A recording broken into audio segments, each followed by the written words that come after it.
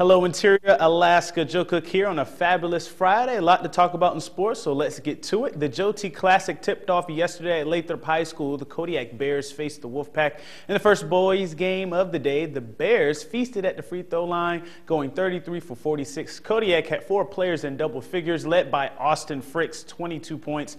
Daniel Harnbuckle led West Valley with 22 points, 7 assists, and 4 steals, but it wasn't enough as Kodiak would win 74-62.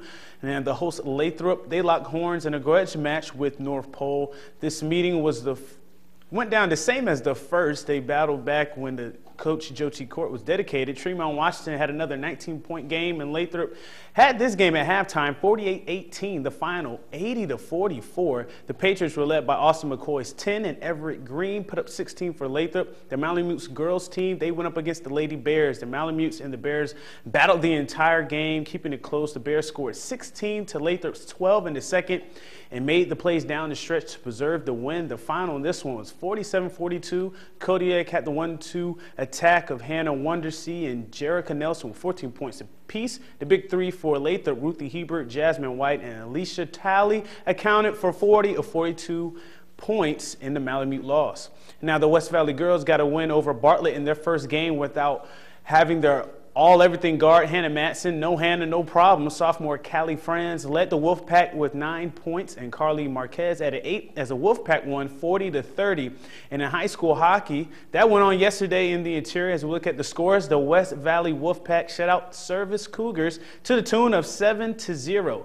Zach Ayers scored 2 goals, leading 5 other players who had a goal. Matt Taylor notched his 6th shutout of the year. South Anchorage trounced the Lathrop Malamutes with a shutout of 9-0. South led 7-0 at the end of the second period. Today, the two teams collide. West Valley at 10-1-1 will face undefeated South Anchorage. We'll have more on this game in tonight's late sportscast. And the Art Tip Bears, they also had a shutout in the game 1 of their series with South Bartlett Anchorage. And that game was 8-0, 2 goals each for Janelle Pasco and Lisa Letty of West Valley for the Arctic Bears in girls hockey in that win. And the Nanox men's basketball team, they got one for the coach last night. Last night's game was head coach Mick Durham's 500th game, and the Nanox won it, their 5th straight win in an 81-58 drubbing of St. Martin's. The Nooks nailed 11 threes and dominated with plus 20 in the paint. Ronnie Baker got his first double-double as a Nanook with 13 boards and 12 points. 5 players scored in double figures, led by Dominic Brunson, 16 points. This streak is the best since the 2004-2005 season, where the Nooks went to the West Regionals, and this gives them 4 straight conference wins, the best since 2006. You know, the ball could be in the opponent's possession, but, you know, just one swipe at the ball and it's ours, you know, so that's all I want to do was just go in and try to get every rebound or loose ball I can, you know, to give our team that edge. I mean, there's no question that going in and winning at Central Washington was a huge confidence boost. And these guys don't seem to be satisfied. They took it into Northwest Nazarene, and then they brought it back home tonight when, you know, maybe they could have been feeling good about themselves, but they knew they had a tough opponent tonight, and you know, they bared down and played.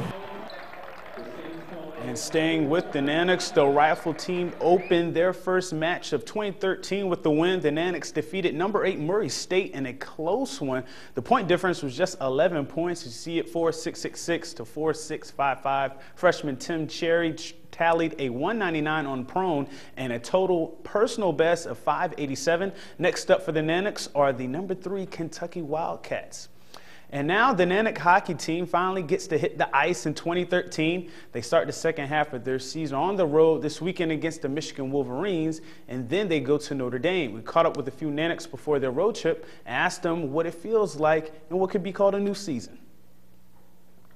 A good approach is that the second half you're starting over and all you deal with is the game in front of you. Can't do anything with the season behind you. So a lot of hockey left, and we'll just deal with Friday in Michigan right now. I think it's a great start for us because we seem to be a team that plays at the level of our opponents.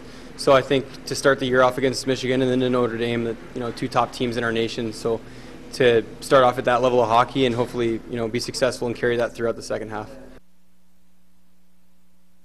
Tonight's broadcast as well.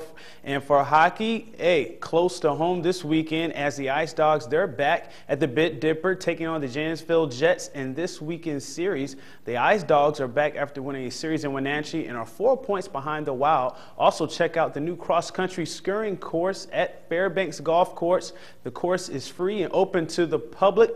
The owners of the Fairbanks Golf Course felt it was a good idea. So there's a 2.5-mile course out there. It's all marked. There's about 1.5 miles, I guess, and about a 3/4 loop.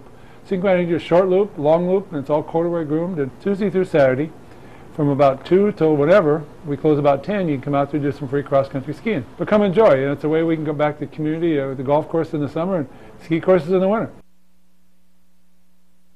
And the 2012 Olympic bronze medalist and former Allison High School sports standout Janae Deloach arrived in the interior earlier today. The news center was at Fairbanks International Airport to speak with her. We'll have more on that tomorrow. And that's it for Sports Tonight. Thanks for joining me. And for more KTVF Sports, visit webcenter11.com, Twitter, YouTube, and our new mobile app. Stay cool, Alaska. Mike Schultz has your full weather forecast coming up next, and we'll catch you next time.